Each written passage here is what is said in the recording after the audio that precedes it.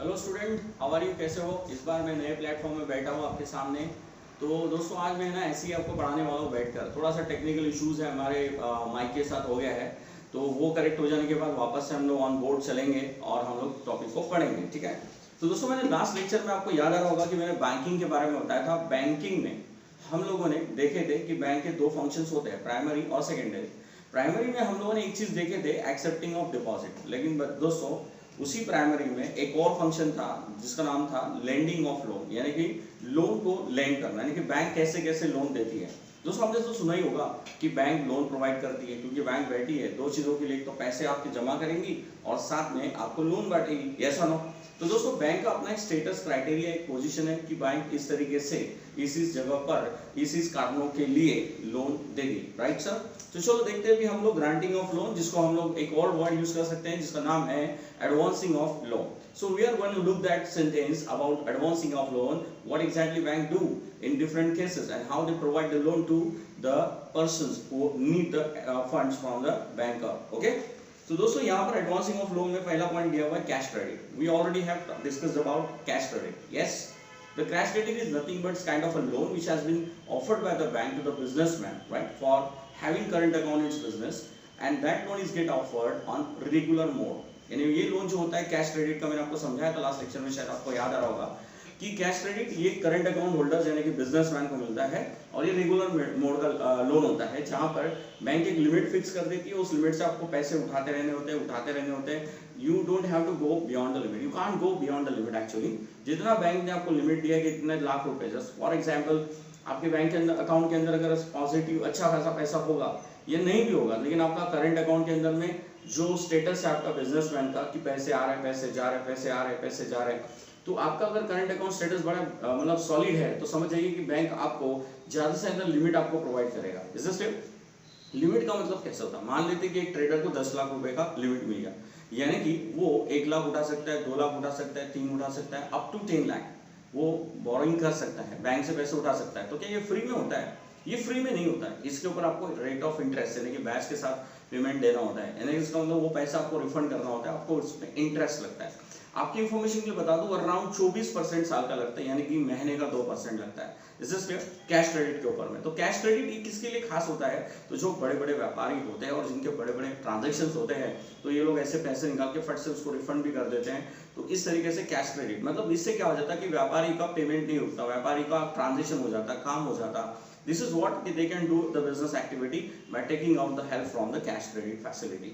So this cash credit is nothing but is kind of a account bank which is open for a businessman on his request, and then bank give the limit to them and they can borrow the fund from the banker, or even I can say the banker are advancing the amount via cash credit to the businessman, and this is what the liquid fund we can say, like this is a current account we can say, like and this is the kind of a fund which gives the liquidity to the businessman, and this one is a usually a short term loan.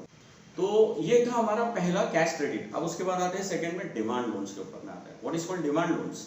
जैसे कि bank overdraft अगर आपको दिया गया तो bank कभी भी वापस मांग सकती है. ऐसे लोन यानी पर्सनल लोन ले लो. Personal loan, do you know about a personal loan? जो अनसिक्योर्ड होता है, मतलब कि आपको बैंक में कुछ गिरवी नहीं रखना है, लेकिन बैंक आपको उसके लिए लोन देती है. लेकिन ये पर्सनल लोन डिमांड लोन की तरह होता है कि बैंक आपको ये पैसा रिफंड मांग सकती है, मतलब जब बैंक को लगता है. This is called kind of demand loan. बस यूजुअली ये डिमांड लोन बोरो कोई नहीं करता नॉर्मली, क्योंकि बैंक कभी भी इसको रिफंड मांग सकती है, इस वजह से. This is what a demand loan we say. तो डिमांड लोन के अंदर में उन्होंने कुछ एग्जांपल्स अपने को यहाँ फिलहाल तो नहीं दिए हुए, लेकिन I am giving you example that they are demand loan here nothing but a personal loan that the businessman borrow for his business or for any other activity or for his home requirement. That is different requirement he may have apart from the business activity. So that personal loan is get offered by the banker to the different segment of the society, not only to the businessman. This is what the demand loan we select. फिर से एक बार demand loan in short क्या होता है? ऐसा loan जो bank ने आपको दिया है आज और बैंक उसको रिफंड ले सकती है कभी भी. जैसे कि मैंने इसका एग्जांपल दो दिया आपको. एक बैंक ओवरड्राफ्ट होता है जो बिजनेसमैन को मिलता है, और एक होता है पर्सनल लोन जो हाउस होल्ड या फिर किसी इंडिविजुअल को मिलता है, तो वो लोन बैंक रिफंड ले सकती है.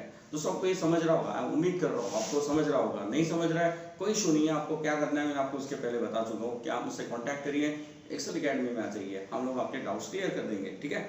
उसके बाद एक दोस्तों होता है शॉर्ट टर्म लोन, जिसको हम लोग कोलेटरल सिक्योरिटी के थ्रू मतलब बोरो कर सकते हैं। ये नहीं कि अगर मुझे लगता है कि बैंक एक लोन दे रही है तो मैंने क्या करना है, बैंक में जाके गोल्ड रखना है गिरवी, या फिर मेरी कार गिरवी रखना है, या फिर प्लॉट रखना है, you know kind of collateral security you need to give to the banker, and then bank will offer you a short term loan. When I say the term loan, it may be of 6 months, it may be of a year, it may be of a 2 year, but it's a short term loan. We know well that it may have the period of around 5 years maximum. This is what we say, the short term loan. तो short term loan दोस्तों किस चीज के लिए हो सकता है, तो it might be for purchase of machinery, और maybe for the plot, और maybe for any accessories और assets or property that you are willing to buy, that you can borrow the loan from the bank and bank can give you the loan. This is another loan granting to the society by the bank. Yes or no? This is what. चलो ये हुआ दोस्तों, अभी हम लोग देखेंगे advancing of loan, हम लोग देख चुके हैं। अब आते हैं सेकेंडरी फंक्शन में। Now we are coming towards secondary function of the bank. So once again I want to repeat this things about here, bank functionalities. The one is primary function and second is what? Secondary function.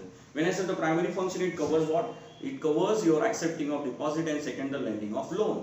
Let's move for the next one is there, that is the secondary function. When I say secondary function of the bank, it definitely includes all elementary services which is apart from the main service of the bank. Yes or no? So what kind of all elementary services which bank facilitate to its customer, right? We know well that some of the basic example of the facility that has been provided by the banker to their customer, right? What kind of facility they provide? Basically we know well, debit card facility, ATM facility, credit card facility, and then the gift check, we have gift check is also there, the gift check, this kind of facility, locker facility, locker facility, money transfer facility, payment collection facility, share deposit facility, like kind of facility the bank gives you, So when such bank is offering such kind of activity apart from their main activity of accepting, depositing and granting the loan, apart from these activity, when bank is offering this multiple kind of facility to you, it means that has been a secondary function of the bank. That is a secondary function of the bank. You got it? Yes, good. तो bank का secondary function एकदम मतलब simple है कि दूसरा जो काम bank करती है, मतलब एक्सेप्टिंग और लोन ग्रांट करने से अलावा, except, deposit and granting of loan के अलावा बैंक जो एक्टिविटी करती है बेटा, उसको हम लोग क्या बोलते हैं? सेकेंडरी. तो सेकेंडरी में कुछ एक देखते हैं और ऊपर शॉर्टकट में उसे क्या लिखा हुआ है. जैसे दोस्तों यहाँ पे सेकेंडरी में अगर मैं बात करूँ तो transfer of fund. Transfer of fund मतलब मैंने आपको बताया था कि suppose I want to transfer my SBI fund to PNB, or my SBI fund to the foreign company, my SBI fund to the anyone else, right? तो दोस्तों ये जो फंड ट्रांसफरिंग होता है ना, तो bank is offering you this service to transfer the fund. आजकल आप लोग पेटीएम के थ्रू भी पैसा ट्रांसफर करते हो, तो पैसा अल्टीमेटली जाता कहाँ से? बैंक से किसी और अकाउंट में जा रहा है. यस और नो? मतलब कि आप अपने फ्रेंड्स को ट्रांसफर कर रहे हो, तो इसका मतलब वो कहाँ से कट रहा है? आपके अकाउंट से कट रहा है. तो इसका मतलब दिस इज व्हाट वी से ट्रांसफर ऑफ फंड. तो बैंक ने आपको ये फैसिलिटी ऑन मोबाइल दिया हुआ है. यस और नो? This is what. तो ये ट्रांसफर ऑफ फंड एक बैंक का सेकेंडरी फंक्शन हो गया. Collection and the payment of various items. मतलब बैंक में also collect on your behalf the different incomes that you are asking to the bank to collect all this things. For example, you are a big businessman, अगर आप बहुत बड़े व्यापारी हो, and then you have a lot of shareholdings, right? तो company is providing you the dividend over it. तो जिन company के share आपने खरीद के रखे हैं ना, तो वहाँ से आपको डिविडेंड आता है. तो आपने क्या करवा के रखा है कि ECS फॉर्म भरवा के रखा है, यानी कि आपने बैंक को अथॉरिटी दे के रखी है कि आपका जो डिविडेंड आएगा वो बैंक कलेक्ट कर ले, मतलब आपके अकाउंट में जमा कर ले. किसी XYZ मतलब जस्ट लाइक इंश्योरेंस कंपनी होगी, तो वी नो वेल दैट कि इंश्योरेंस कंपनी का क्लेम आपके अकाउंट में आएगा. यस और नो? तो मतलब किसी भी टाइप की चीज अगर आप बोलेंगे, तो जैसे म्यूचुअल फंड हो गया, तो म्यूचुअल फंड का बेनिफिट डायरेक्ट आपके अकाउंट में आएगा. तो will collect this all things, the banker will collect on your behalf. For this purpose what you need to do, आपको क्या करना है? आपको बैंक लोगों को अप्लाई करना है ECS फैसिलिटीज के लिए, जिसमें हम लोग बोलेंगे इलेक्ट्रॉनिक क्लियरिंग सर्विसेज. इस फैसिलिटी के मुताबिक आप लोग क्या करेंगे, तो आप लोग अपने पेमेंट्स का अथॉरिटी बैंक को दे देंगे कि आप ये बैंक किसी और को पेमेंट दे सकती है आपके इंस्ट्रक्शन पे. ऐसा नो?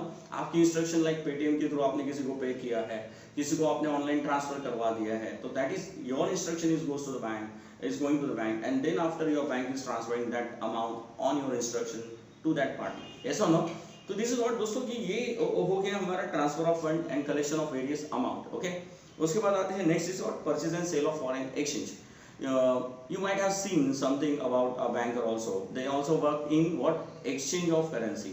बहुत बार आपने देखा होगा कि बैंकर लोग जो होते हैं करेंसी एक्सचेंज में डील करते हैं. What kind of currency exchange I can say like, suppose I am an Indian or a businessman, right? I want to travel to the America. So then what I will do? I will definitely contact to my bank. You know, not the every bank, each and every bank is doing the work of currency exchange. There are some specific bankers which are available to us, and there may be a commercial bank who also work on this mode. Yes or no? Suppose let's take the example of commercial bank, like I can say IDBI bank is there. You know, they are the big bankers. HDFC bank is there. So usually the big bank, the large scale bank is having this kind of facilities. They give that to their customer, right? What kind of facility I'm talking about? Let's find. Suppose I want to move to the America, so then definitely I require some dollar amount. Yes or no? Because I will spend there in the dollar only. I cannot spend the amount in the I cannot spend the amount in rupee because it's not possible over there. There I need to spend amount in dollar only, right? And then when where I will go? I will contact to the Indian banker, right? And I will ask them to convert my rupee into dollar, and they just offer me a dollar. I will ask them to offer me a dollar. I am giving you a rupee. Yes or no? And that's what about the exchange rate is there. On that particular rate, suppose the 70 rupees. Let's take the example of 70 rupees per dollar, right? It means to say, if suppose I'm asking them for a $1, I need to pay 70 rupees from my pocket. Yes or no? Then they will offer me a $1. So such amount we need to give them in the form of rupee, and they will transfer the amount into your account in the dollar, not in the Indian bank account. They will transfer it overseas somewhere in the bank, and then you can withdraw that money from them from there. Yes or no? This is how we can take the utilization of the bank in foreign exchange too. The bank is providing such services also, right? Then after we have in the next point there, purchase and sale of security. दोस्तों अभी यहाँ पर security को खरीदना बेचना bank करती है क्या? Yes. मतलब कि purchase of security मतलब होता है what kind of security? When I say securities, it do not only mean shares. It means a debenture, bonds, certificates, everything. You know, if suppose you would like to invest into companies, different securities like bond, you know, and shares, you know, and other certificates. If company is offering you as scheme, suppose the XYZ company is there. Let's take the example of Tata Motor. They are offering you a bond, and that means they are giving you your 10% of bond. You know, you would like to purchase that bond from the Tata company. Yes or no? So here you can find they will never give you a kind of office and premises like you have to go to the Tata's premises and ask for the bond. You know, they will authorize the bankers to sell their certificate to the customers. So they will provide you a kind of address.